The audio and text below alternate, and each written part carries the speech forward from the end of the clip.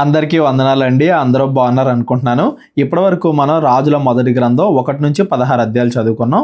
ఈ 16 అధ్యాయాల్లో కూడా సొలొమోను జీవితం, సొలొమోను జ్ఞానం, సొలొమోను యెరూషలేములో దేవుడి మందిరాన్ని నిర్మించడం, సొలొమోను చేసిన పాపాలు ఇవన్నీ కూడా మనం చదువుకుంటూ వచ్చాం. సొలొమోను కాలం తర్వాత రెహబాము, యరొబాము వీళ్ళిద్దరి కాలంలో ఇజ్రాయెల్ దేశం అనేది రెండుగా విడిపోయింది. ఇజ్రాయెల్ దేశంగా 10 గోత్రాలు గల ఇజ్రాయెల్ దేశంగా, యూదా దేశంగా, యూదా బెన్యామీను గల యూదా దేశంగా, ఇలా ఇజ్రాయెల్ దేశం అనేది 2 దేశాలుగా విడిపోయింది. ఇజ్రాయేలీలకి సెపరేట్గా రాజులు, యూదా వాళ్ళకి సెపరేట్గా రాజులు అని మనం చదువుకుంటూ వస్తున్నాం. అందులో యరొబాము గురించి, రెహబాము గురించి, అబియాము గురించి, ఆసా గురించి, నాదాబు, బైషా, ఏలా, జిమ్రి, ఒమ్రి వీళ్ళందరి గురించి మనం చదువుకుంటూ వచ్చాం. ఈరోజు మనం ఒమ్రి కుమారుడైన ఆహాబు గురించి చదువుకుంటూ వెళ్దాం. ఈ ఆహాబు రాజుగా ఉన్నప్పుడు, ఇజ్రాయెల్ దేశానికి ఈ ఆహాబు రాజుగా ఉన్నప్పుడు ఏం జరిగింది అనే విషయాలు ఈరోజు మనం 17వ అధ్యాయం నుండి చదువుకుంటూ వెళ్దాం. ఆల్రెడీ 16వ అధ్యాయంలో ఆహాబు రాజైన తర్వాత బయలుదేవతని ఆరాధించడం అనే దాన్ని ఇజ్రాయెల్కి పరిచయం చేశాడు. ఇజ్రాయేలీల్లో అంత ముందు ఉన్న వాళ్ళందరూ చేసిన పాపాల కన్నా ఎక్కువ పాపాలు చేస్తూ ఇజ్రాయేలీల అందరినీ కూడా విగ్రహారాధన వైపు తిప్పుతున్నాడు అని కూడా మనం చదువుకున్నాం. ఈరోజు 17వ అధ్యాయం నుండి కంటిన్యూ చేసుకుంటూ వెళ్దాం. అంతటా గిలాదు కాపురస్తుల సంబంధీయుడు తిప్షీయుడు అయిన ఏలియా ఆహాబు నద్దకు వచ్చి, ఏలియా అనే ప్రవక్తకి ఆహాబు అనే రాజుకి వీళ్ళిద్దరి మధ్య ఏం జరిగింది అనేదే ఈరోజు అంతా కూడా మనం మాట్లాడుకుంటాం. ఏలియా అనే ప్రవక్తని దేవుడు ఆహాబు దగ్గరికి పంపిస్తున్నాడు. ఎవని సన్నిధిని నేను నిలవబడి ఉన్నానో, ఇజ్రాయేళ్ల దేవుడైన ఆ యెహోవా జీవము తోడు నా మాట ప్రకారముగా కాక ఈ సంవత్సరములలో మంచైనను వర్షమైనను పడదని ప్రకటించాను. ఏలియా వచ్చి ఏం చెప్తున్నాడంటే సంవత్సరము కాదు సంవత్సరాలు అన్నాడు. చూడండి, అంటే రాబోయే సంవత్సరాల్లో మంచు కానీ వర్షం కానీ పడదు. అంటే ఇది ఇజ్రాయేలీలకి దేవుడు తీసుకొస్తున్న శ్రమ. ఆహాబు పాలనలో అందరూ కూడా విగ్రహారాధనకు అలవాటయ్యారు కదా, దేవుడు వాళ్ళందరినీ కూడా శ్రమ పెడుతున్నాడు. వాళ్ళు కష్టాలు పడితేనే వాళ్ళకు వాళ్ళు చేసిన తప్పు గుర్తొస్తుంది అన్న ఉద్దేశంతో పిమ్మట యెహోవా వాక్కు అతనికి ప్రత్యక్షమై, నీవు ఇచ్చటి నుండి తూర్పు వైపునకు పోయి యొర్దానుకు ఎదురుగా ఉన్న కెరీతు వాగు దగ్గర దాగి ఉండుము. ఆ వాగు నీరు నీవు తాగుదువు. అచ్చటికి నీకు ఆహారము తెచ్చినట్లు నేను కాకోలములకు ఆజ్ఞాపించి తిని అని అతనికి తెలియజేయగా, ఆ వాగు దగ్గరికి వెళ్ళి నువ్వు ఉండు. ఎందుకు అక్కడికి వెళ్ళిపోమని చెప్తున్నాడు దేవుడు? ఈ ఆహాబు యొక్క భార్య అయిన యెజబెలు వీళ్ళిద్దరు కలిసి ఏం చేస్తారంటే, ఎవరైతే నిజమైన దేవుణ్ణి ఆరాధిస్తున్నారో వాళ్ళందరినీ కూడా చంపుతూ వస్తారు. ఎవరైతే భక్తులు ఉంటారో వాళ్ళందరినీ కూడా చంపేయాలి, ఎవరైతే దేవుణ్ణి ఆరాధిస్తారో వాళ్ళందరినీ కూడా చంపేయాలి అన్నట్టుగా అందరూ కూడా కేవలం బయలుదేవతను మాత్రమే పూజించాలి, ఆ విగ్రహాన్ని మాత్రమే అన్నట్టుగా వీళ్ళు చేస్తున్నారు. కాబట్టి దేవుడు ఏలియాని వేరే చోటికి పంపిస్తున్నాడు. అంతకుముందు ఏలియా కూడా వచ్చి చెప్పాడు కదా, రాబోయే సంవత్సరాల్లో వర్షం కురవదు, నీళ్లు లేక జనాలు అల్లాడతారు అని చెప్పి. ఇది జరిగింది ఏలియా వల్లే అని చెప్పేసి ఆహాబు కూడా ఏలియాని చంపడానికి ప్రయత్నిస్తూ ఉంటాడు. కాబట్టి దేవుడు ఏలియాని వేరే చోటికి వెళ్ళిపోమంటున్నాడు. అక్కడ తాగడానికి ఆ వాగులో నీళ్లు ఉంటాయి నీకు ఎప్పుడు, అలాగే నీకు ఆహారము కాకోలము అంటే కాకులు తీసుకొస్తాయి అని చెప్తున్నాడు. మీరు గమనించండి, ఇజ్రాయేల్లో అపవిత్రంగా చూసే జంతువుల్లో కాకి అనేది ఒకటి. అటువంటి కాకి ద్వారానే దేవుడు ఇప్పుడు ఆహారం అనేది ఏలియాకు అందిస్తున్నాడు. ఈ విషయాన్ని మీరు గుర్తుపెట్టుకోండి. ఎందుకు? దీని ద్వారానే అపవిత్రమైన జంతువు, అపవిత్రమైన పక్షి అయిన కాకి ద్వారానే ఆహారం అందిస్తున్నాడు. పవిత్రమైన పక్షులు, జంతువులు ఏవైతే ఇజ్రాయెల్ తినొచ్చో వాటిని వాడుకోవచ్చు కదా దేవుడు అనే సందేహం కూడా మీకు కలగొచ్చు. దానికి కూడా మనం వెళ్ళే కొద్దీ ఆన్సర్ చేస్తాను ఈ అధ్యాయంలోనే. ఆ కాకిని మాత్రమే దేవుడు ఎందుకు వాడుకుంటున్నాడు అనేది కూడా నేను చెప్తా. అతడు పోయి యెహోవా సెలవు చొప్పున యొర్దానుకు ఎదురుగా ఉన్న కెరీతు వాగు దగ్గర నివాసము చేసెను. దేవుడు చెప్పినట్టుగానే అక్కడికి వెళ్ళిపోయాడు. అక్కడ కాకోలములు ఉదయమందు రొట్టెను మాంసమును, అస్తమయమందు రొట్టెను మాంసమును అతని యొద్దకు తీసుకొని వచ్చుచూ ఉండెను. రొట్టె మాంసం, ఆహారానికి నీళ్ళకి ఏ లోటు లేకుండా దేవుడు మాత్రం ఏలియాను చూసుకుంటున్నాడు. అతడు వాగునీరు తాగుచూ వచ్చెను. కొంతకాలమైన తరువాత దేశములో వర్షము లేక ఆ నీరు ఎండిపోయాను. అక్కడ ఉన్న వాగులు అవన్నీ కూడా ఎండిపోయాయి. అంటే అప్పటికే కరువు బాగా ఎక్కువైపోయింది అని దాని అర్థం. సంవత్సరములు అనందు చూడండి, ఏదో ఒక సంవత్సరం కాదు, ఒక నెల కాదు, సంవత్సరాలు వర్షాలు పడట్లేదు. కాబట్టి అంతకుముందు నేను చాలాసార్లు చెప్పాను, ఇజ్రాయెల్ ప్రాంతం అనేది వర్షం మీద ఆధారపడే ప్రాంతం అని. వర్షం లేకపోవడం వల్ల ఇప్పుడు ఇజ్రాయెల్ దేశం అంతా కూడా ఇబ్బంది పడుతున్నారు. ఇక్కడ మీరు ఇంకోటి కూడా గమనించాలండి, దేవుడు ఎందుకు వర్షాన్నే ఆపాడు అంటే, ఏదైతే ఆహాబు, యెజబెలు వీళ్ళు పూజిస్తున్నారో ఆ బయలు దేవతని, వర్షం యొక్క దేవత, అగ్ని యొక్క దేవత అని కూడా పిలుస్తారు. అంటే వర్షాన్ని రప్పించడం, అగ్నిని రప్పించడం అనేది ఆ బయలుదేవత యొక్క ప్రత్యేకమైన శక్తులుగా వాళ్ళు పూజించేవాళ్ళు. ఇప్పుడు మన భారతదేశంలో కూడా ప్రత్యేకంగా వరుణ దేవుడు అని, అగ్ని దేవుడు అని అలా పూజిస్తారు కదా. ఈ బయలుదేవతని వర్షం కోసం, అగ్ని కోసం ఎక్కువగా పూజించేవాళ్ళు.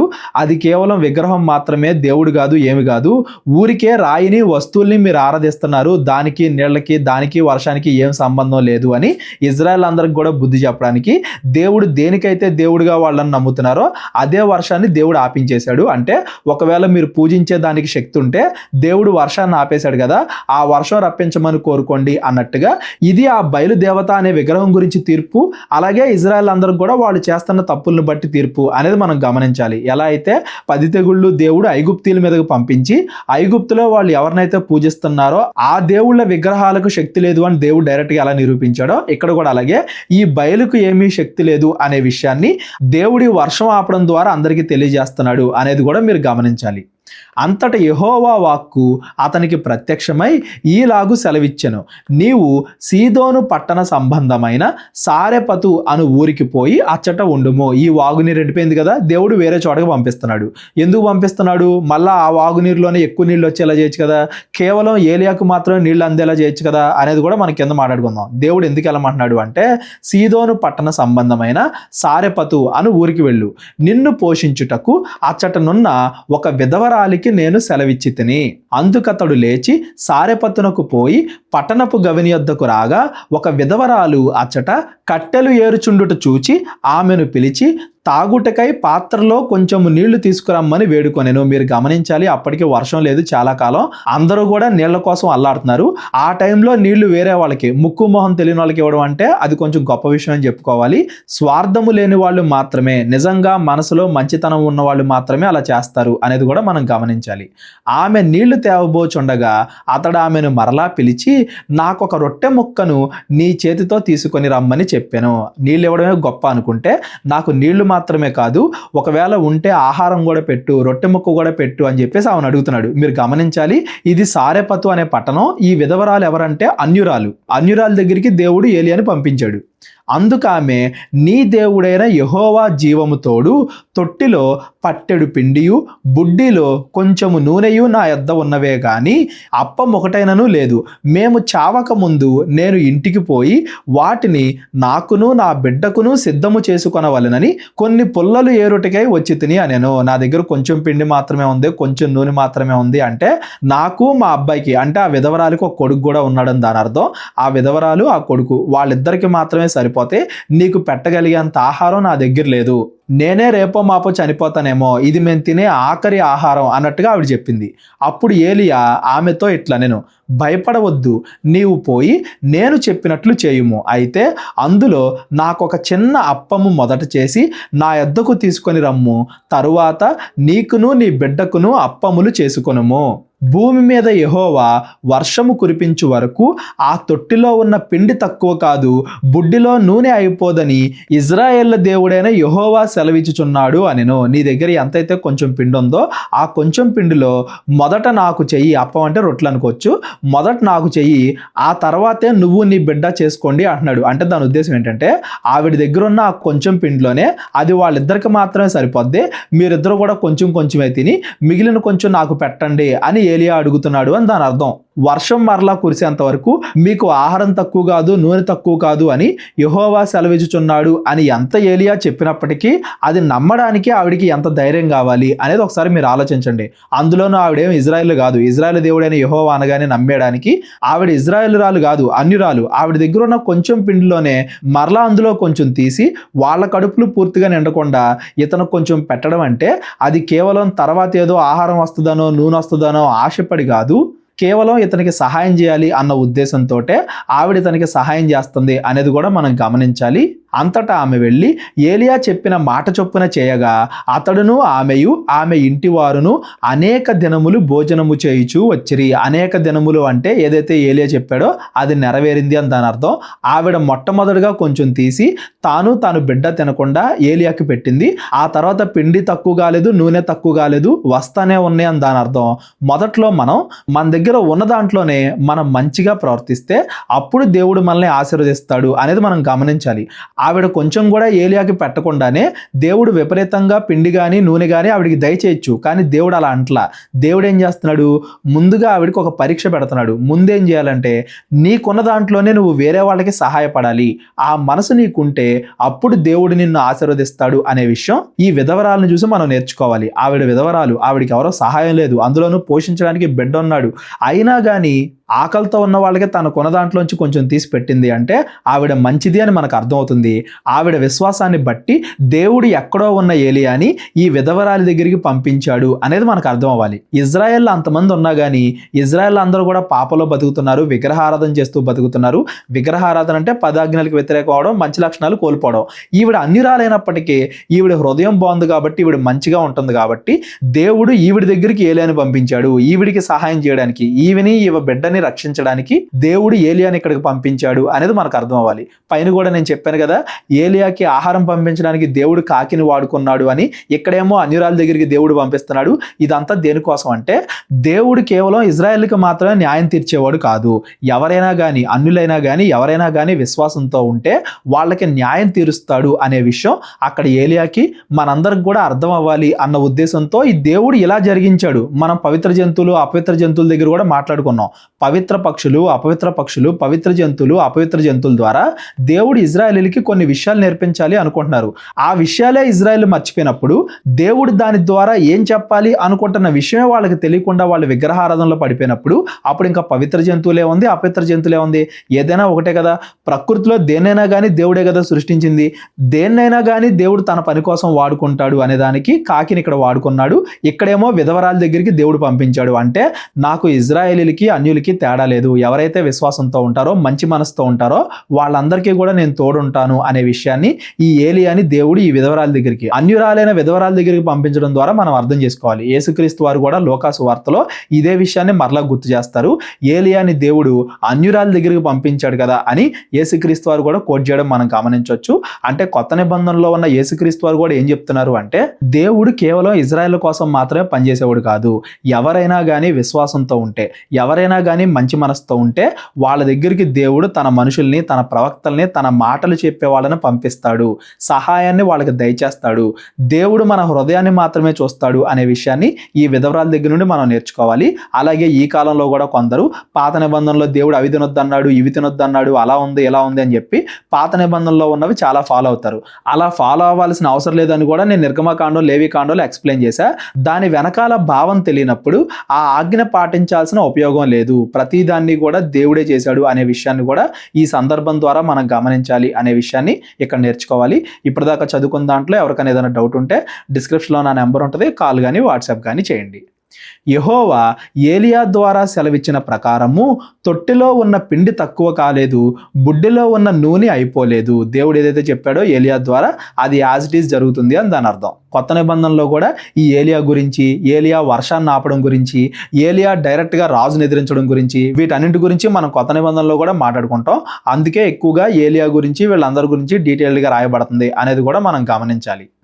అటు తర్వాత ఆ ఇంటి యజమానురాలైన ఆమె కుమారుడు రోగి అయి ప్రాణము నిలువజాలనంత వ్యాధి గలవాడు ఆయను. కొద్ది రోజుల తర్వాత ఆమె యొక్క కుమారుడు చనిపోయాడు. ఆమె ఏలియాతో, దైవజనుడా, నీవు నా యొద్దకు రానిమిత్తమేమి? నా పాపమును నాకు జ్ఞాపకము చేసి నా కుమారుణ్ణి చంపుటకై నా యొద్దకు వచ్చితివా అని మనవి చేయగా, ఏలియా ఏం చేస్తున్నాడంట, ఆవిడ పాపాలు ఆవిడికి జ్ఞాపకం చేస్తున్నాడంట. పాపాలు జ్ఞాపకం చేయడం అంటే దాని ఉద్దేశం ఏంటంటే అంతకుముందు మనం పాపాలు చేసి ఉంటే అవి మానేసుకోవాలి, మారు మనసు పొందాలి. ఎప్పుడైతే మనం పాపాలు మానుకుంటామో, దేవుడిచ్చిన ఆజ్ఞల ప్రకారంగా మంచిగా బ్రతుకుతామో అప్పుడు మాత్రమే మనం రక్షింపబడతాం అని చెప్పి ప్రవక్త అయిన ఏలియా ఆవిడికి సువార్త బోధిస్తున్నాడు. ఆవిడలో మంచి లక్షణాలు ఉన్నాయి, మనసు మంచిదే. అంతకుముందు ఏవైతే ఆవిడ తప్పులు చేసిందో వాటికి పశ్చాత్తాపడాలి అని కూడా ఏలియా చెప్పుంటాడు. అదే ఇక్కడ చెప్తున్నాడు, నా పాపమును నాకు జ్ఞాపకం చేసి. అంటే ఏలియా ఎప్పుడు కూడా మంచిగా బ్రతకాలి, పాపం చేయకూడదో అని ఆవిడికి చెప్పుంటాడు.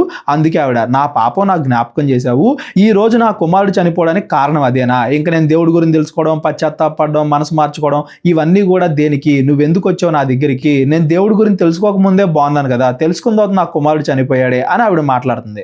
అతడు నీ బిడ్డను నా చేతికి ఇమ్మని చెప్పి ఆమె కౌగిటిలో నుండి వాడిని తీసుకొని తానున్న పై అంతస్తు గదిలోనికి పోయి తన మంచం మీద వాడిని పరుండబెట్టి, యెహోవా నా దేవా, నన్ను చేర్చుకొనిన ఈ విధవరాలు కుమారుని చంపునంతగా ఆమె మీదికి కీడు రాజేసితివా అని యెహోవాకు మొరపెట్టి ఆ చిన్నవాని మీద ముమ్మారు తాను పారచూచుకొని, యెహోవా నా దేవా, నా మొర ఆలకించి ఈ చిన్నవానికి ప్రాణము మరలా రానిమ్మని యెహోవాకు ప్రార్థన చేయగా, యెహోవా ఏలియా చేసిన ప్రార్థన ఆలకించి ఆ చిన్నవానికి ప్రాణము మరలా రానిచ్చినప్పుడు వాడు బ్రతికెను. ఏలియా మరలా కుమారుని బ్రతికించాడు తన ప్రార్థన ద్వారా.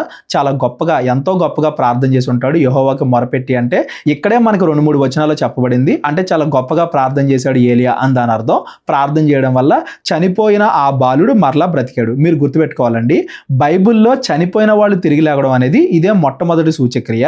అసలు అంత ముందు కూడా ఎప్పుడు కూడా విని కూడా ఉండడు ఏలియా చనిపోయిన వాళ్ళు తిరిగి లేస్తారు అని. అలాంటిది చచ్చిపోయాడు అని వదిలిపెట్టకుండా చనిపోయిన వాళ్ళని తిరిగి బ్రతికించు అని దేవుడికి ప్రార్థన చేస్తున్నాడంటే ఏలియాకి దేవుడి మీద ఎంత విశ్వాసం ఉంది, దేవుడు ఏదైనా చేయగలడో, చనిపోయిన వాళ్ళని తిరిగి బ్రతికించగలడో అని ఏలియా ఎంతగా దేవుడిని నమ్మాడు అనేది కూడా ఈ సందర్భాన్ని బట్టి మనకు అర్థం అవ్వాలి. చనిపోయి తిరిగి లేవడం అంటే కొత్త నిబంధనలు ఎలా అయితే లేచారో, లాజరు ఎలా అయితే లేచారో అలాగా చనిపోయిన వాడు మరలా బ్రతికాడు అని దాని అర్థం. అంతేగాని యేసుక్రీస్తు వారు ఎలా అయితే మహిమా శరీరంతో లేచారో అది ఇది రెండు వేరు వేరు. భూమి మీదే మరలా బ్రతకడానికి తిరిగి బ్రతికాడు అని దాని అర్థం. పరలోకం వెళ్ళిపోవడానికి, మహిమా శరీరం ధరించుకోవడానికి యేసుక్రీస్తు వారు రెండోసారి వచ్చినప్పుడు మనందరం కూడా తిరిగి బతుకుతాం కదా, అది వేరు. ఆ పునరుద్ధానం వేరు, ఈ చనిపోయి తిరిగి లేగడం వేరు అనేది మీరు జ్ఞాపకం పెట్టుకోండి. బైబిల్లో ఎలా అయినా కానీ చనిపోయిన వాళ్ళని మరలా ప్రార్థన ద్వారా ఇలా మిరాక్యులస్గా, అద్భుతంగా లేపడం అనేది ఇది మొదటి సూచక్రియ అనేది మీరు గుర్తుపెట్టుకోండి. ఏలియా ఆ చిన్నవాడిని తీసుకొని గదిలో నుండి దిగి ఇంట ప్రవేశించి వాని తల్లికి అప్పగించి, ఇదిగో నీ కుమారుడు, వాడు బ్రతుకుచున్నాడని చెప్పగా ఆ స్త్రీ ఏలియాతో, నీవు దైవజనుడివై ఉన్నావనియు నీవు పలుకుచున్న యెహోవా మాట నిజమనియు ఇందుచేత నేను ఎరుగుదును అనెను. ఇదంతా కూడా ఎందుకు జరిగింది అంటే ఆవిడ ద్వారా ఈ మాట పలికించడానికి. నీవు దైవజనుడు అనియు నీవు పలుకుచున్న యెహోవా మాట నిజమనియు ఇందుచేత నేను ఎరుగుదును అంటే నేను ఇప్పుడు 100% నమ్ముతున్నాను అని దాని అర్థం. ఈ విధవరాలు అంత ముందు కూడా ఆవిడ మంచిగానే ఉంది. ఆవిడలో ఉన్న మిగతా చెడ్డ లక్షణాలు కూడా పోగొట్టుకొని ఆవిడ పూర్తిగా మంచిగా మారడానికి, పూర్తిగా విశ్వాసలాగా తయారవడానికి దేవుడు ఏలియాని ఆవిడ దగ్గర పంపించాడు. ఈవిడ జీవితం నుండి మనం కొన్ని విషయాలు నేర్చుకోవాలి. ఒకటి, ఆవిడ దగ్గర తక్కువ పిండే ఉన్నా కానీ అందులో కొంచెమైనా కానీ తీసి ఏలియాకి ఇచ్చింది అంటే మిగతా వాళ్ళ మీద, పొరుగు వాళ్ళ మీద ఆవిడకున్న ప్రేమ, సహాయం చేసే గుణం అది మనకు అర్థం అవ్వాలి. ఆవిడకి తెలీదు ఏలియా అద్భుత కార్యం చేసేంత వరకు తర్వాత ఎక్కువ పిండి వచ్చింది, ఎక్కువ నూనె వచ్చింది అని ఆవిడ తెలీదు. అయినా కానీ ఆవిడ అలా చేసింది అంటే అది ఖచ్చితంగా ఆవిడ యొక్క సహాయం చేసే గుణం.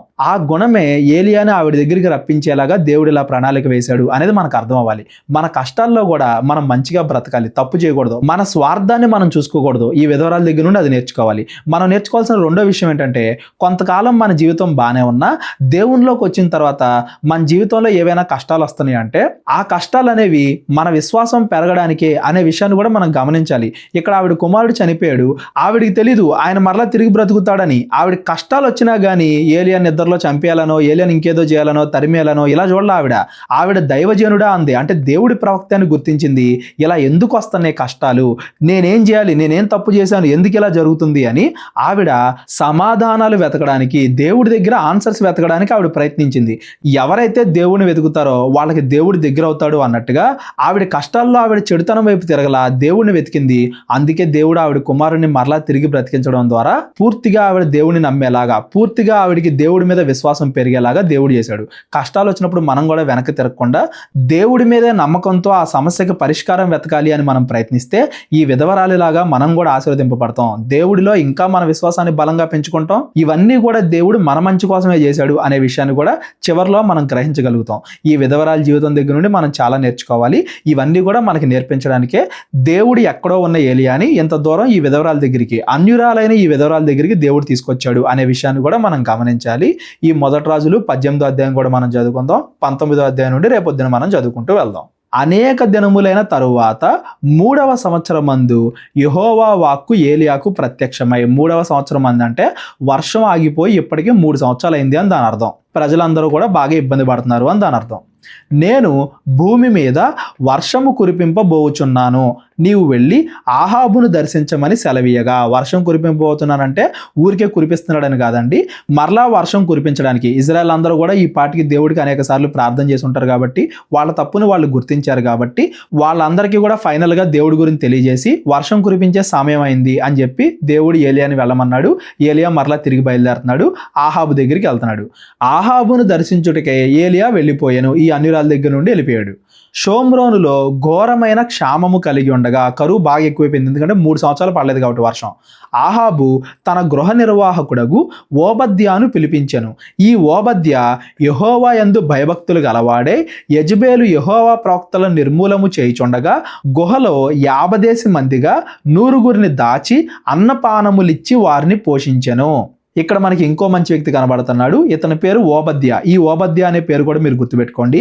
ఏలియానేమో డైరెక్ట్గా ఆహాబుని నువ్వు తప్పు చేస్తున్నావు అని గద్దిస్తే, ఈ ఓబద్య ఏం చేస్తున్నాడు, ఆహాబుకు తెలియకుండా ఆహాబు ఇంట్లోనే ఉంటూ గృహ నిర్వాహకుడు అంటే ఆహాబు దగ్గర ఉద్యోగం చేస్తున్నాడు అని దాని అర్థం. ఆహాబు దగ్గరే ఉద్యోగం చేస్తున్నప్పటికీ దేవుడి మీద భయభక్తులు గలవాడు. ఆహాబు యెజబేలు వీళ్ళిద్దరూ కలిసి జనాలందరినీ కూడా యెహోవాని ఆరాధించే వాళ్ళని, యెహోవాని పూజించే వాళ్ళనే చంపేద్దాం అని ప్రయత్నిస్తూ ఉంటే గుహలో 50 మంది కింద అంటే 2 భాగాలుగా 100 మందిని దాచాడు. అన్నపానములిచ్చి వారిని పోషించుచూ వచ్చాను. 100 మంది, అందులోనూ కరువు సమయంలో 100 మందికి తాగడానికి నీళ్లు, తినడానికి ఆహారం ఇవన్నీ కూడా సమకూర్చాలి అంటే చాలా కష్టమైన సంగతి అనేది మీరు గమనించండి. అందులోనూ యెజబేలుకి ఆహాబుకి తెలియకుండా వాళ్ళని దాయాలి. ఒక పక్కన వాళ్ళని దాస్తూ ఎక్కడికక్కడ వాళ్ళకి నీళ్లు ఆహారం అందజేస్తూ ఇంత గొప్పగా పనిచేశాడు కాబట్టే దేవుడు ఓబద్యాన్ని గుర్తించి ఈ ఓబద్య ఇంత మంచిగా నడుచుకున్నాడు. యెహోవా యందు బహుగా భయభక్తులు గలవాడు. భయభక్తులు కలిగి ఉండడం వేరు, భయభక్తులు కలిగి ఉండడం వేరు. దేవుడి దగ్గర నుండి ఈ బిరుదుని గొప్ప పని చేసిన ఓబద్య పొందుకున్నాడు. కష్టకాలాల్లోనే మన నిజమైన విశ్వాసం బయటపడుద్ది అనే దానికి ఈ ఓబద్య మంచి ఉదాహరణ. కష్టాల్లో ఉన్నప్పుడే మనం నిజంగా దేవుడి మీద విశ్వాసాన్ని కలిగి ఉన్నామా లేదా పాపం చేశాడని సిద్ధపడుతున్నామా అనేది మనందరికీ కూడా తెలిసి వచ్చింది. ఆ కష్టకాలంలో బయటపడిన ఒక గొప్ప వ్యక్తి ఓబద్య. ఆహాబు దేశములోని ఉదకదారులన్నింటినీ, నదులన్నింటినీ చూడబోయి పశువులన్నింటినీ పోగొట్టుకొనకుండా గుర్రములను, కంచరగాడిదలను ప్రాణముతో పట్టుకొనుటకై మనకు గడ్డి దొరుకునేమో తెలుసుకొనమని ఓబద్యాకు ఆజ్ఞ ఇచ్చెను. ఎక్కడైనా కానీ పశువులకి నీళ్లు గడ్డి దొరికిద్దేమో ఎత్తుకు అని చెప్పి ఓబద్యాన్ని పంపించాడు. కాబట్టి వారు దేశమంతటా సంచరింపవలెనని చెరి యొక్క పాలు తీసుకొని ఆహాబు ఒంటరిగా ఒకవైపునకు, ఓబద్య ఒంటరిగా ఇంకొక వైపునకు వెళ్ళిరి. ఓబద్య మార్గమున పోవుచుండగా ఏలియా అతన్ని ఎదుర్కొనెను. వెళ్తూ ఉండగా ఏలియా కనబడ్డాడు. ఓబద్య అతన్ని ఎరిగి నమస్కారము చేసి, నా ఏలినవాడైన ఏలియావు నీవే గదా అని అతన్ని అడగ్గా అతడు నేనే అని చెప్పి, నీవు నీ ఏలిన వాని దగ్గరకు పోయి ఏలియా ఇచ్చట ఉన్నాడని తెలియజేయము అనెను. నీ ఏలినవాడు అంటే రాజు ఆహాబు దగ్గరికి వెళ్ళి చెప్పు నేను ఎక్కడ ఉన్నానని అని చెప్తున్నాడు. అందుకు ఓబద్య, నీవు చావవలను అని నీ దాసుడైన నన్ను ఆహాబు చేతికి నీవు అప్పగింపనేలా? నేను చేసిన పాపమేమి? నీ దేవుడైన యెహోవా జీవము తోడు నిన్ను చిక్కించుకొనవలెనని నా ఏలినవాడు దూతలను పంపించని జనం ఒకటైనను లేదు, రాజ్యం ఒకటైనను లేదు. అతడు ఇక్కడ లేడనియు అతన్ని చూడలేదనియు వారు ఆయా జనముల చేతను రాజ్యముల చేతను ప్రమాణము చేయించుచూ వచ్చిరి. అంటే ఆహాబు ఏలియాని చంపడానికి చాలా ప్రయత్నించాడు అని దాని అర్థం. ఎంత ప్రయత్నించినా కానీ ఏలియా దొరకలేదు. ఇప్పుడు నేను నీ క్షేమం కోరుకుంటున్నాను, నీతో కలిసి ఉన్నానని తెలిస్తే నన్ను కూడా చంపేస్తాడేమో అని ఓబద్య భయపడుతున్నాడు. నీవు నీ ఏలిన వాని చెంతకు పోయి ఏలియా ఇచ్చట ఉన్నాడని చెప్పుమని నాకు ఆజ్ఞ ఇచ్చుచున్నావే. అయితే నేను నీ యొద్ద నుండి పోవు క్షణమందే యెహోవా ఆత్మ నాకు తెలియని స్థలమునకు నిన్ను కొనిపోవును. అప్పుడు నేను పోయి ఆహాబునకు వర్తమానము తెలియజెప్పిన తరువాత నీవు అతనికి కనబడని ఎడల అతడు నన్ను చంపివేయును. అలాగున ఆజ్ఞ ఇయ్యవద్దు. నీ దాసుడనైన నేను బాల్యము నుండి యెహోవా యందు భయభక్తులు నిలిపిన వాడను. బాల్యము నుండి యెహోవా యందు భయభక్తులు నిలిపిన వాడు కాబట్టే దేవుడి మీద అంత నమ్మకం. ఏలియా కావాలనే ఆహాబు దగ్గరికి వెళ్దామని ప్రయత్నించినా గానీ దేవుడు మాత్రం ఏలియాని చావనివ్వడు, ఎలాగైనా బ్రతికిస్తాడు. యెహోవా ఆత్మ నాకు తెలియని స్థలమునకు నిన్ను కొనిపోవును అంటున్నాడు అంటే నిన్ను రక్షించడానికి దేవుడు ఏవైనా చేస్తాడు అని ఆ ఓబద్య నమ్ముతున్నాడు అని దాని అర్థం. ఓబద్యాకి దేవుడి మీద ఎంత విశ్వాసం ఉందో, ఎన్ని కష్టాల్లో ఉన్నా కానీ దేవుడు తన భక్తుల్ని కాపాడుతాడు అని ఎంత విశ్వాసం ఉందో అనేది కూడా మనకు అర్థం అవ్వాలి. ఓబద్య తానే 100 మందిని దాస్తున్నా కానీ గర్వం చూపించకుండా వాళ్ళు దేవుడి వల్లే రక్షింపబడుతున్నారు, దేవుడు నన్ను వాడుకుంటున్నాడంతే వాళ్ళని రక్షించడానికి అని ఓబద్యా నమ్ముతున్నాడు. అందుకే ఇలాంటి మాటలు మాట్లాడుతున్నాడు అనేది కూడా మనం గమనించాలి. యెజెబెలు యెహోవా ప్రవక్తలను హతము చేయుచు ఉండగా, నేను చేసినది నా ఏలినవాడైన నీకు వినబడినది కాదా? నేను యెహోవా ప్రవక్తల్లో 100 మందిని గుహకు 50 మంది చొప్పున దాచి అన్నపానములిచ్చి వారిని పోషించి తిని, ఇప్పుడు ఆహాబు నన్ను చంపునట్లుగా నీ ఏలినవాని దగ్గరకు పోయి ఏలియా ఇచ్చట ఉన్నాడు అని చెప్పుమని నీవు నాకు ఆజ్ఞ ఇచ్చుచున్నావే అని మనవి చేయగా, నా హృదయం నీకు తెలుసు కదా, నేను వాళ్ళందరికి కూడా అన్నపానాలు ఇచ్చి పోషిస్తున్నాను, ఒకవేళ నన్ను చంపేస్తే వాళ్ళందరి పరిస్థితి ఏమవుద్ది, నన్నెందుకు ఆహాబు దగ్గరికి వెళ్ళమంటున్నావు అని మాట్లాడుతున్నాడు. అంటే చనిపోయేటప్పుడు కూడా కేవలం తన గురించి మాత్రమే కాకుండా అక్కడ ఉన్న వాళ్ళ పరిస్థితి ఏమవుద్ది అని కూడా మాట్లాడుతున్నాడు అనేది కూడా మనం గమనించాలి. ఏలియా ఎవని సన్నిధిని నేను నిలవబడి ఉన్నానో ఇజ్రాయేలు దేవుడైన ఆ యెహోవా జీవము తోడు నిజముగా ఈ దినమున నేను ఆహాబును దర్శించుదును అని చెప్పుచున్నాను అనెను. అంతటా ఓబద్యా ఆహాబును ఎదుర్కొనబోయి ఆ వర్తమానము తెలియజేయగా ఏలియాను కలుసుకొనుటకై ఆహాబు బయలుదేరను. మళ్ళా చెప్పేసరికి ఇంకా ఏలియా వినడు అని చెప్పేసి ఆ ఓబద్యా ఆహాబును పిలుచుకొచ్చాడు. ఆహాబు నీళ్ల కోసం వెతకడం మానేసి మళ్ళీ తిరిగి వచ్చాడు. అంటే ఏలియా వల్లే కదా ఇదంతా స్టార్ట్ అయింది అని చెప్పి ఏలియాతో మాట్లాడడానికి, ఏలియాని వెతకడానికి అంతగా ఆహాబు ప్రయత్నిస్తున్నాడు అని దాని అర్థం. ఆహాబు ఏలియాను చూచి ఇజ్రాయేలు వారిని శ్రమ పెట్టి వాడవు నీవే కావా అని అతనితో అనగా, ఇజ్రాయేల్ని శ్రమ పెట్టేది ఎవరో? ఆహాబు. దేవుడి దగ్గర నుండి ప్రజలను దూరం చేసి విగ్రహారాధన, వ్యభిచారం ఇలాంటివన్నీ కూడా పెట్టి దానివల్ల దేవుడు ఇప్పుడు శిక్షిస్తే నీ వల్లే ఆగిపోయింది, నీ వల్లే వర్షం ఆగిపోయింది, నువ్వే శిక్షిస్తున్నావు అని చెప్పి మళ్ళా రిటర్న్లో ఏలియాను నిందిస్తున్నాడు. అతడు నేను కాను, యెహోవా ఆజ్ఞలను గైకొనక బయలుదేవతను అనుసరించుచు నీవును నీ తండ్రి ఇంటి వారును ఇజ్రాయేలు వారిని శ్రమ పెట్టువారే ఉన్నారు. చాలా మంది అనుకుంటా ఉంటారు దేవుడు కేవలం విగ్రహారాధన వల్లే ఎంతగా శిక్షిస్తున్నాడా అని. యెహోవా ఆజ్ఞలు అంటున్నాడు చూడండి. కేవలం ఆజ్ఞ మాత్రమే కాదు, విగ్రహారాధన అంటే కేవలం విగ్రహారాధన మాత్రమే కాదు, ఆ విగ్రహారాధనతో పాటు ఏవేవైతే చెడ్డ క్రియలు ఉంటాయో అవన్నీ కూడా పాటిస్తున్నారు అని దాని అర్థం. ఇది నేను చాలాసార్లు చెప్పాను.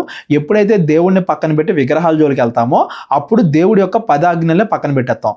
10 ఆజ్ఞల్ని పక్కన పెట్టేసామంటే తల్లిదండ్రులు గౌరవించడం ఉండదు, ఎదుటివాడిని చంపడం ఉంటుంది, ఎదుటివాడిని శిక్షించడం అనేది ఉంటుంది, న్యాయం అనేది ఉండదు, అబద్ధాలు ఇష్టం వచ్చినట్టు చెప్తారు, వ్యభిచారాలు ఇష్టం వచ్చినట్టుగా చెప్తారు, దేవుడి పేరు చెప్పుకుని చాలా మందిని చంపుతారు, ఆడపిల్లలకు రక్షణ ఉండదు. ఇవన్నీ కూడా యెహోవా ఆజ్ఞలే. వాటన్నింటికి కూడా మూలం విగ్రహారాధన అని దాని అర్థం. అంతేగాని కేవలం విగ్రహారాధన ఒకటే అని కాదు. ఈ కాలంలో ఉన్నట్టుగా వాళ్ళకి రాజ్యాంగం అలాంటి ఏమి లేవు. ఒక్కసారి యెహోవాని పక్కన పెడితే ఈ విగ్రహారాధన వల్ల వాళ్ళు అనేక చెడు కార్యాలకి దగ్గర అవుతారు, అనేక చెడు కార్యాలు చేస్తున్నారు. కాబట్టి దేవుడు ఇలాగా వాళ్ళందరి మీదకి శ్రమను తీసుకొస్తున్నాడు. అదేదో కేవలం విగ్రహానికి పూజ చేయడం అని కాదు, దేవుడు ఏవైతే 10 ఆజ్ఞలు ఇచ్చాడో వాటిల్లో ప్రతి దాన్ని కూడా వాళ్ళు మేరుతున్నారు అని దాని అర్థం. ఇలాగే కొనసాగితే అది ప్రపంచానికి కూడా మంచిది కాదు. కాబట్టి దేవుడు వాళ్ళందరికీ కూడా బుద్ధి చెప్పాలి అని ప్రయత్నిస్తున్నాడు. అయితే ఇప్పుడు నేను ఇజ్రాయేలు వారందరినీ యెజెబెలు పోషించుచున్న బయలుదేవతల ప్రవక్తలు 450 మందిని, ఆషేరా దేవి ప్రవక్తలైన 400 మందిని నా యొద్దకు కర్మెలు పర్వతమునకు పిలువమని చెప్పాను. సర్లే అందరం ఒక చోట కలుద్దాం, ఏదైనా తేల్చుకుందాం, రండి ఏదనేది ఫైనల్గా తేల్చేద్దాం అని చెప్పేసి ఏలియా అందరిని కూడా పిలుస్తున్నాడు. బయలుదేవతను ఆరాధించే 400 మంది, ఆరాధించేవాళ్ళు కాదండి, ప్రవక్తలు అంటే దాన్ని బోధించేవాళ్ళు, దానికి యాజకులుగా ఉండేవాళ్ళు అని దాని అర్థం. ఆషేరా దేవి ప్రవక్తలైన 400 మంది, మొత్తం 850 మంది ప్రవక్తలు. ప్రవక్తలు అంటే దేవుడి ప్రవక్తలు కాదు, విగ్రహాలను ఆరాధించేవాళ్ళు, వాటి గురించి బోధించేవాళ్ళు, జనాలందరినీ కూడా వాటి వైపు తిప్పేవాళ్ళు, వాళ్ళందరినీ కూడా తీసుకురమ్మని చెప్పాడు. ఆహాబు ఇజ్రాయేలు వారందరి యొద్దకు దూతలను పంపి ప్రవక్తలను కర్మెలు పర్వతమునకు సమకూర్చెను. అందరూ కూడా ఆ కర్మెలు అనే పర్వతం దగ్గరకు వచ్చారు. ఇజ్రాయేల్ ప్రజలు కూడా అందరూ కూడా వచ్చారు. ఏలియా జనులందరి దగ్గరకు వచ్చి ఎన్నాళ్ల మట్టుకు మీరు తలంపుల మధ్య తడబడుచుందురు. తలంపుల మధ్య అంటే వీళ్ళకి కష్టాలు వస్తున్నాయి కాబట్టి దేవుడు మనల్ని శిక్షిస్తున్నాడు అనేది అర్థమవుతుంది. మధ్యలో వాళ్ళు విగ్రహారాధన వైపు తిరిగిపోయారు. ఏం చేయాలో వాళ్ళకి అర్థం కావట్లా. ఆ బయలు కూడా వర్షానికి దేవతలాగా పూజిస్తారు. వర్షం ఆగిపోయింది, ఇప్పుడు వాళ్ళు అటు ఇటు కాకుండా ఉన్నారు. ఎన్నాళ్ల మట్టుకు మీరు 2 పడవల మీద కాళ్ళేస్తారు, చల్లగా వెచ్చగా ఉంటారు. యెహోవా దేవుడైతే ఆయన్ను అనుసరించుడి, బయలు దేవుడైతే వానిని అనుసరించుడి అని ప్రకటన చేయగా, ఏది నిజమో ఈరోజు తేల్చేద్దాం. యెహోవా నిజమైన దేవుడా, బయలే నిజమైన దేవుడా? ఇద్దరు దేవుళ్ళు అనే కాన్సెప్ట్ లేదు కదండి. ఒకడు పెద్ద దేవుడు, ఒకడు చిన్న దేవుడు అనే కాన్సెప్ట్ ఏం లేదు కదా బైబిల్లో. అది కేవలం విగ్రహము, అందులో ఏం లేదు, అది కేవలం రాయి. మీరు బయలు నమ్ముతారా, దేవుడు నమ్ముతారా? రండి తేల్చేద్దాం. జనులు అతనికి ప్రత్యుత్తరముగా ఒక మాటైనను పలకకపోయిరి. ఎందుకు పలకలేకపోయారు? 3 సంవత్సరాలు వర్షం లేదు కదా, కనబడుతుంది కదా, అందుకే ఏ మాటైనా మాట్లాడడానికి తెగింపలేకపోయారు. ప్రత్యుత్తరం ఇవ్వలేకపోయారు. అప్పుడు ఏలియా, యెహోవాకు ప్రవక్తలైన వారిలో నేను ఒకడనే శేషించి ఉన్నాడు, నేను మాత్రమే ఇక్కడ ఉన్న వాళ్ళల్లో దేవుణ్ణి ఆరాధించాలి అని చెప్తున్నా. అయితే బయలునకు ప్రవక్తలు 450 మంది ఉన్నారు. 450 మంది ఏమో బయలు ప్రవక్తలు, మరలా ఇంకో 400 మంది ఏమో ఆషారాదేవి. మొత్తం చాలా మంది, ఒక 1000 మంది దాకా అటువైపు ఉన్నారు. మాకు 2 ఎడ్లను ఇయ్యడి. వారు వాటిలో ఒక దాన్ని కోరుకొని దాన్ని తొనకలుగా చేసి కింద అగ్ని ఏవియు వేయకుండానే దానిని కట్టెల మీద ఉంచవలెను. 2వ ఎద్దును నేను సిద్ధము చేసి కింద అగ్ని ఏమియు వేయకుండానే దాన్ని కట్టెల మీద ఉంచుదును. తరువాత మీరు మీ దేవత పేరును బట్టి ప్రార్థన చేయుడి. నేనైతే యెహోవా నామమును బట్టి ప్రార్థన చేయుదును. ఏ దేవుడు కట్టెలను తగలబెట్టుట చేత ప్రత్యుత్తరం ఇచ్చునో ఆయనే దేవుడని నిశ్చయించుదుము రండని ఏలియా మరలా జనులతో చెప్పగా జనులందరూ ఆ మాట మంచిది అని ప్రత్యుత్తరం ఇచ్చిరి. ఇప్పుడు ఏలియానే ఒక ఐడియా చెప్పేసరికి ఆ ఐడియాకి అందరూ కూడా ఓకే అంటున్నారు. ఏది కావాలో కూడా ముందు వాళ్ళనే కోరుకోమనండి. వాళ్ళు దేన్నైతే కోరుకోరో దాన్ని నేను తీసుకుంటా. మొదట కోరుకునే అవకాశం కూడా ఆ బయలు ప్రవక్తలకే ఇస్తున్నాడు. దాన్ని తొనకలుగా చేసి, అంటే దాన్ని రెడీ చేసి కట్టెల మీద పెట్టండి, 2 కట్టెలు పెడదాం. ఒక దాని మీద ఏమో మీ ఎడ్డు, రెండో దాని మీద ఏమో నా ఎడ్డు. ఏ దేవుడైతే మనం అగ్ని వేయకుండానే దాన్ని కాల్చివేస్తాడో, ఆ ఎడ్డుని కాల్చివేస్తాడో ఆ దేవుడే నిజమైన దేవుడు. ఇలా మనందరం ఒప్పుకుందామా అని చెప్పి ఈ పరీక్షకు అందరినీ కూడా సిద్ధం చేశాడు. అప్పుడు ఏలియా బయలు ప్రవక్తలను పిలిచి, మీరు అనేకులై ఉన్నారు గనుక మీరే మొదట ఒక ఎద్దును కోరుకొని సిద్ధము చేసి మీ దేవత పేరును బట్టి ప్రార్థన చేయుడి. అయితే మీరు అగ్ని ఏమియు కింద వెయ్యవద్దని చెప్పగా వారు తమకు ఇయ్యబడిన ఎద్దును తీసుకొని సిద్ధము చేసి ఉదయం మొదలుకొని మధ్యాహ్నం వరకు బయలా మా ప్రార్థన వినుమని బయలు పేరును బట్టి ప్రార్థన చేసిరి గాని ఒక మాటైనను ప్రత్యుత్తరం ఇచ్చువాడు ఎవడునూ లేకపోగా వారు తాము చేసిన బలిపీఠమునొద్ద గంతులు వేయ మొదలుపెట్టిరి. మొదటగా ప్రార్థన చేశారంట. ప్రార్థనకి ఏ సమాధానం దొరకపోయేసరికి గంతులు వేయడం మొదలు పెట్టారంట. ఇవాళ క్రైస్తవులు కూడా గంతులు వేసేవాళ్ళు చాలా మంది ఉన్నారు. అది అబద్ధ ఆరాధన. నిజమైన ఆరాధన దగ్గర గంతులు ఉండవు, కేవలం ప్రార్థన మాత్రమే ఉంటది అనేది కూడా మనం గమనించాలి. వాళ్ళు పొద్దు నుండి మధ్యాహ్నం దాకా ఆ రోజులో సగం వరకు కూడా ఆ కట్టెలపై ఉంచిన మొదటి ఎద్దుని కాల్చడానికి ప్రయత్నం చేశారు. ఎంత చేసినా కానీ అదేం అవట్లా. ఎందుకంటే బయలు అనేది విగ్రహం కదా, అందులో ఏం లేదు కదా, అందుకే ఏం అవట్లా. మధ్యాహ్నము కాగా ఏలియా, వాడు దేవుడై ఉన్నాడు, పెద్ద కేకలు వేయుడి. వాడు ఒకవేళ ధ్యానము చేయుచున్నాడేమో, దూరముగా ఉన్నాడేమో, ప్రయాణము చేయుచున్నాడేమో, వాడు నిద్రపోవుచున్నాడేమో, మీరు ఒకవేళ లేపవలసి ఉన్నదేమో అని అపహాస్యము చేయగా. అపహాస్యం అంటే వెక్కిరిస్తున్నాడు అని దాని అర్థం. అది కేవలం విగ్రహం రా బాబు, అందులో ఏమీ లేదు. ఒకవేళ నిజంగా దేవుడు అనుకుంటే అతడికి వినబడట్లేదేమో, చాలా దూరంగా ఉన్నాడేమో, ప్రయాణం చేస్తున్నాడేమో, నిద్రపోతున్నాడేమో, మీరు లేపండి అని చెప్పి వాళ్ళని హేళన చేస్తున్నాడు. వారు మరిగట్టిగా కేకలు వేయుచు రక్తము కారు మట్టుకు తమ మర్యాద చొప్పున కత్తులతోను శస్త్రములతోను తమ దేహములను కోసుకొనుచూ వచ్చిరి. ఆఖరికి తమను తామే హాని చేసుకుంటున్నారు. కత్తులతో తమ శరీరాలను పొడుచుకుంటున్నారు రక్తం వచ్చేలాగా అని దాని అర్థం. ఈ మూఢనమ్మకాలన్నీ కూడా విగ్రహారాధన వల్లే వస్తాయండి. మనల్ని మనమే హాని చేసుకుంటే, మనం నిప్పుల మీద నడిస్తే, లేదా మనం రక్తం వచ్చేలా కొట్టుకుంటే, మనం ఎవరినన్నా బలిస్తే, మన శరీరాన్ని మనం హానిపరుచుకుంటే అప్పుడు ఆ దేవుడేదో మనల్ని చూస్తాడు అన్నట్టుగా ఈ విగ్రహారాధన వల్ల వచ్చే మూఢనమ్మకాల వల్ల వారందరూ కూడా వాళ్ళకి వాళ్ళే హాని చేసుకుంటున్నారు. ఈ ప్రకారము మధ్యాహ్నమైన తరువాత అస్తమయ నైవేద్యం అర్పించు సమయం వరకు వారు ప్రకటన చేయుచూ వచ్చిరు గాని, అంటే సాయంత్రం వరకు వాళ్ళు ప్రయత్నించారు కానీ మాటైనను ప్రత్యుత్తరం ఇచ్చువాడు ఎవడైనను, లక్ష్యము చేసిన వాడు ఎవడైనను లేకపోయెను. ఏమీ లేదు. ఆ మాట విన్నవాడు కూడా లేడు. నిప్పొచ్చి అగ్ని వచ్చి అదంతా కూడా దహించడం తర్వాత సంగతి. అసలు వాళ్ళ మాట వినేవాడు కూడా ఎవడూ లేడు. అది కేవలం రాయి.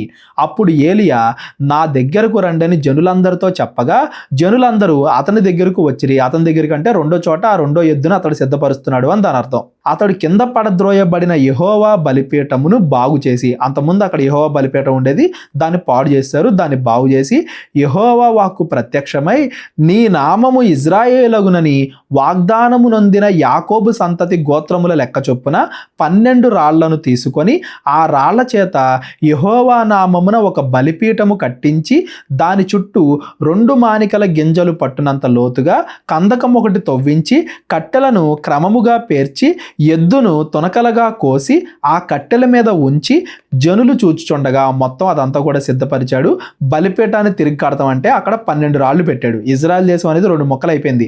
10 గోత్రాలు ఒక రాజ్యంగా, యోధా బెన్యామీను కలిసిపోయిన 2 గోత్రాలు ఒక రాజ్యంగా విడిపోయినాయి. అయినా కానీ దేవుడి నామంలో ఇక్కడ 12 రాళ్ళు నిలబెడుతున్నాడు అంటే దేవుడు ఇద్దరు క్షేమం కోరుకునేవాడు. ఇప్పుడు రాజ్యం విడిపోయినంత మాత్రాన ఒకళ్ళని ప్రేమించి ఒకళ్ళని ద్వేషించడం అలా కాదు. దేవుడు యాకోబుకి ఇచ్చిన వాగ్దానం, అబ్రహాముకి ఇచ్చిన వాగ్దానం, అందరినీ కూడా దేవుడు తిరిగి తన వైపు తిప్పుకోవడానికి ఎప్పుడూ ప్రయత్నిస్తూనే ఉంటాడు అనే దానికి గుర్తుగా 12 రాళ్ళు, ఆ ఇజ్రాయెల్ గుర్తుగా 12 రాళ్ళు పెట్టి దాని చుట్టూ కూడా లోతుగా ఒక గుంట తవ్వించి జనాలందరితో కూడా చెప్తున్నాడు, మీరు 4 తొట్ల నిండా నీళ్లు నింపి దహన బలి పశుమాంసం మీదను కట్టెల మీదను పోయడని చెప్పాను. అప్పటికే నీళ్లు లేవు, అయినా కానీ 4 తొట్ల నిండా అంటే చాలా నీళ్లు ఆ పశుమాంసం మీద కట్టెల మీద పోయమంటున్నాడు. అంటే జనాలు ఎవరికి కూడా అర్థమై కూడా ఉండదు ఎందుకు పోయమంటున్నాడో, అయినా కానీ చేస్తున్నారు. అదైన తరువాత 2వ మారు ఆ ప్రకారమే చేయుడని చెప్పగా వారు 2వ మారును అలాగునే చేసిరి. 3వ మారును అలాగు చేయుడనగా వారు 3వ మారును అలాగు చేసిరి. అప్పుడు ఆ నీళ్లు బలిపీఠము చుట్టూను పొర్లి పారెను. దాని చుట్టూ కూడా గుంటతో ఇచ్చాడు కదా, అక్కడే నీళ్ళన్నీ ఆగిపోయాయని దాని అర్థం. మరియు అతడు కందకమును నీళ్లతో నింపాను. 3 సార్లు అంటే మొత్తం 4 మొత్తం 12 తొట్ల నీళ్లు. మళ్ళీ ఆ కందకం కూడా నీళ్లతో నింపాడు. అంటే చాలా నీళ్లు పూర్తిగా తడిపేశాడు. అంటే ఎంత పెద్ద మంట వేసినా కానీ ఆ నీళ్ళల్లో ఆరిపోయిద్ది అనేలాగా. జనాలందరికి కూడా దేవుడి యొక్క శక్తి తెలియడానికి ఎంతగా ప్రయత్నించినా, ఎన్ని అడ్డంకులు ఉన్నా కానీ దేవుడి శక్తిని ఎవరూ ఆపలేరు అనే దానికి గుర్తుగా ఇదంతా కూడా చేస్తున్నాడు ఏలియా. అస్తమయ నైవేద్యము అర్పించు సమయమున ప్రవక్తయగు ఏలియా దగ్గరకు వచ్చి ఈలాగు ప్రార్థన చేశాను. చిన్నగా ప్రార్థన చేస్తున్నాడు. ఏమని? యెహోవా, అబ్రహాము, ఇస్సాకు, ఇజ్రాయేల్ దేవా, ఇజ్రాయేలుల మధ్య నీవు దేవుడివై ఉన్నావనియు నేను నీ సేవకుడనై ఉన్నాననియు ఈ కార్యములన్నీయు నీ సెలవు చేత చేసి తిని అనియు ఈ దినమున కనబరుచుము. యెహోవా, నా ప్రార్థన ఆలకించుము. యెహోవావైన నీవే దేవుడివై ఉన్నావనియు నీవు వారి హృదయములను నీ తట్టు తిరుగజేయుదు అనియు ఈ జనులకు తెలియనట్లుగా నా ప్రార్థన అంగీకరించుము. అతడు ఇలాగున ప్రార్థన చేయుచూ ఉండగా యెహోవా అగ్ని దిగి దహన బలి పశువును, కట్టెలను, రాళ్లను, బుగ్గిని దహించి కందకమందున్న నీళ్లను ఆరిపోజేశాను. నీళ్లు మరగడం వేరు, ఆరిపోవడం వేరు. నీళ్లు ఆరిపోయేంత వేడి ఆకాశము నుండి అగ్ని వచ్చి ఆ పశువు, ఆ కట్టెలు, ఆ రాళ్ళు మొత్తాన్ని కూడా దహించి వేసింది. ఆకాశం నుండి అలా అగ్ని దిగ్గానే జనాలందరూ కూడా భయపడిపోయి ఉంటారు.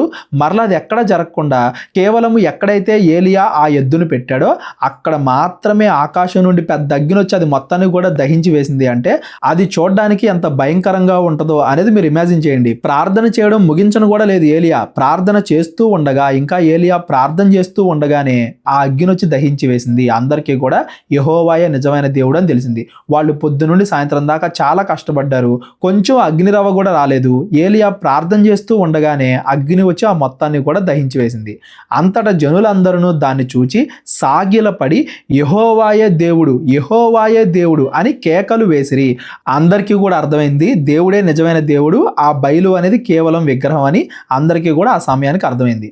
అప్పుడు ఏలియా ఒకడైనను తప్పించుకొని పోనీయక బయలు ప్రవక్తలను పట్టుకొనుడని వారికి సెలవీయగా జనులు వారిని పట్టుకొనిరి. ఎప్పుడైతే ఆ అగ్ని వచ్చి దహించిందో ఆ బయలు యొక్క ప్రవక్తల 450 మంది ఉన్నారు కదా, వాళ్ళందరూ కూడా పారిపోవడానికి ప్రయత్నించారు అని దాని అర్థం. వాళ్ళు పారిపోతుంటే ఏలియా వాళ్ళందరినీ కూడా పట్టుకోమని చెప్తున్నాడు. ఏలియా కీషోను వాగు దగ్గరకు వారిని కొనిపోయి అక్కడ వారిని వధించెను అంటే వాళ్ళందరినీ కూడా చంపేశాడు అని దాని అర్థం.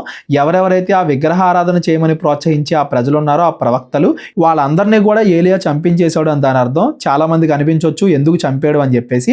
వాళ్ళ వల్ల అంతగా కీడు జరిగింది.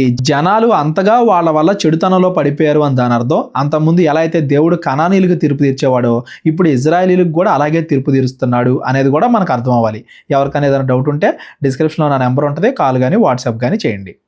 పిమ్మట ఏలియా విస్తారమైన వర్షము వచ్చినట్లుగా ధ్వని పుట్టుచున్నది, నీవు పోయి భోజనము చేయమని ఆహాబుతో చెప్పగా మళ్ళా ఆహాబును వెక్కిరిస్తున్నాడు అని దాని అర్థం.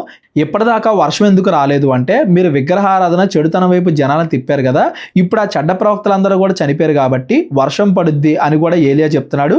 అలాగే ఆహాబును హేళన చేస్తున్నాడు, వెళ్ళి భోజనం చేయంటే ఇప్పటిదాకా నువ్వు అనుకున్న తప్పు అని నీకు అర్థమైందా అని చెప్తున్నాడు అని దాని అర్థం. ఆహాబు భోజనము చేయబోయను గాని పొద్దునుండి అలాగే ఉన్నారు కదా, ఇంకా ఆహాబు అలాగే తలదించుకుని వెళ్ళిపోయాడు అని దాని అర్థం. ఏలియా కర్మెలు పర్వతం మీదకి పోయి నేల మీద పడి ముఖము మోకాళ్ళ మధ్య ఉంచుకొనెను. అంతగా విజయం దేవుడిచ్చినా కానీ ఇంకా దేవుడికే లోబడి ఉంటున్నాడు. దేవుడికి లోబడి ఉండడం వల్లే అంత విజయాన్ని, అందరికీ దేవుడి గురించిన గొప్పతనాన్ని తెలపడానికి దేవుడు ఏలియాని వాడుకున్నాడు. తరువాత అతడు ఏలియా తన దాసుని పిలిచి, నీవు పైకి పోయి సముద్రం వైపు చూడుము అనగా వాడు మెరక ఎక్కి పారజూచి ఏమీ కనబడలేదు అనగా అతడు ఇంకొక 7 మార్లు పోయి చూడమని చెప్పాను. 7వ మారు అతడు చూచి, అదిగో మనిషి చెయ్యి అంత చిన్న మేఘము సముద్రము నుండి పైకి ఎక్కుచున్నది అనెను. 7 మార్లు పోయి చూడడం అంటే పరిపూర్ణంగా, అంతకుముందు వర్షం లేకుండా దేవుడు ఏదైతే కీడు రప్పించాడో అది ముగిసిపోయింది. ఇప్పుడు అందరూ కూడా యెహోవాయే దేవుడు అని తెలుసుకున్నారు కాబట్టి పరిపూర్ణంగా ఆ కీడు అంతా పోయింది. ఇప్పుడు వర్షం వస్తుంది అని దాని అర్థం. ఒక చిన్న మనిషి చెయ్యి అంత చిన్న మేఘం కనబడింది. అప్పుడు ఏలియా, నీవు ఆహాబు దగ్గరకు పోయి నీవు వెళ్లకుండా వర్షము నిన్ను ఆపకుండునట్లు నీ రథము సిద్ధపరచుకొని పొమ్మని చెప్పుమని వాణ్ణి పంపెను. అంతకుముందు ఏలియా వల్లే వర్షం ఆగిపోయింది అని ఆహాబుకు తెలిసేలా చేశాడు. ఇప్పుడు ఆ ఏలియా వల్లే మళ్ళా వర్షం వస్తుంది అని కూడా ఆహాబుకు తెలిసేలాగా దేవుడు చేస్తున్నాడు అని దాని అర్థం. అంతలో ఆకాశము మేఘములతోనూ గాలి వానతోనూ కారు కమ్మెను. మోపైన వాన కురిసెను గనుక ఆహాబు రథమెక్కి యెజ్రెయేలునకు వెళ్ళిపోయెను. యెహోవా హస్తము ఏలియాను బలపరచగా అతడు నడుం బిగించుకొని ఆహాబు కంటే ముందుగా పరిగెత్తుకుని పోయి యెజ్రెయేలు గుమ్మమునొద్దకు వచ్చెను. ఆహాబు దగ్గర గుర్రం ఉంది, రథం ఉంది, అదంతా కూడా ఉంది. అయినా కానీ ఏలియా ముందుగా అతని కంటే పరిగెత్తుకొని పోయి వెళ్ళాడు అంటే ఇది మరొక అద్భుతం. ఇలాగ దేవుడు ఏలియా ద్వారా ఆహాబుకి బయలుదేవత విగ్రహారాధన గురించి, ఆహాబు కంటే కేవలం ఆహాబు కోసం కాదండి, ఇజ్రాయెల్ ప్రజలందరికీ కూడా ఎవరు నిజమైన దేవుడు అనే విషయాన్ని ఏలియా ద్వారా దేవుడు తెలియజేశాడు అని దాని అర్థం. ఆ యెజ్రెయేలు దగ్గర ఏం జరిగింది, ఆహాబ్ మరలా తిరిగి తన స్థలానికి అంటే తన భార్య అయిన యెజబెల్ దగ్గరికి వెళ్ళిన తర్వాత ఏం జరిగింది, ఏలియా ఏం చేశాడు, ఈ విషయాలన్నీ కూడా రాజుల మొదటి గ్రంథం 19వ అధ్యాయం నుండి మనం రేపొద్దున చదువుకుందాం. ఈరోజు మనం చదువుకున్న 17, 18 ఈ 2 అధ్యాయాల్లో కూడా దేవుడు ఎవరు విశ్వాసంతో ఉన్నా వాళ్ళని రక్షిస్తాడు అనే దానికి గుర్తుగా ఆ విధవరాలు, అన్యురాలైన విధవరాలు గురించి, ఆమె యొక్క కుమారుడు గురించి మనం చదువుకున్నాం. అలాగే విగ్రహారాధనకి వ్యతిరేకంగా దేవుడు ఇజ్రాయెల్కి తీర్చిన తీర్పు, 3 సంవత్సరాలు వర్షం లేకుండా ఉండడం, అలాగే యెహోవాయే దేవుడు అని, మిగిలినవన్నీ కూడా కేవలం విగ్రహాలు అని ఇజ్రాయెల్ అందరికీ కూడా దేవుడు తెలియజేశాడు అనే విషయాన్ని 18వ అధ్యాయంలో మనం చదువుకున్నాం. ఆ తర్వాత ఏం జరుగుతుంది, ఆహాబ్ ఏం చేశాడు, తన భార్య అయిన యెజబెల్ ఏం చేసింది, ఏలియా ఏం చేశాడు, ఈ విషయాలన్నీ కూడా రాజుల మొదటి గ్రంథం 19వ అధ్యాయం నుండి మనం రేపొద్దున చదువుకుందాం. ఈ రోజు చదువుకున్న దాంట్లో ఎవరికన్నా ఏమైనా సందేహాలు ఉంటే డిస్క్రిప్షన్లో నా నెంబర్ ఉంటుంది, కాల్ కానీ వాట్సాప్ కానీ చేయండి. అందరికీ వందనాలు. మా పరిచయం గురించి ప్రార్థన చేయండి. ఎవరికైనా కానీ ప్రేరేపణ కలిగినట్లయితే మీ కానుకల ద్వారా మా పరిచయం బలపరచండి. అందరికీ కూడా వందనాలు. దేవుడు మిమ్మల్ని అందరినీ కూడా దీవించి ఆశీర్వదించును గాక. అందరికీ వందనాలండి. కేవలం 30 వీడియోస్లో బైబిల్ నేర్చుకోండి అనే ఎంతో విలువైన ఈ కోర్స్ జస్ట్ ₹1 మీకు కావాలి అంటే మీ పేరు, మీ ఊరు ఈ నెంబర్కి వాట్సాప్ చేయండి. ఈ కోర్సులో ఏ విషయాలు ఉంటాయో ముందుగానే తెలుసుకోవడానికి ఈ వీడియో పాస్ చేసి టాపిక్స్ అన్నీ చదువుకోండి. క్రైస్తవులందరూ ఈ బైబిల్ కోర్స్ వినాలి అని మేము కోరుకుంటున్నాం. అందరినీ దేవుడు దీవించును గాక. ఆమెన్.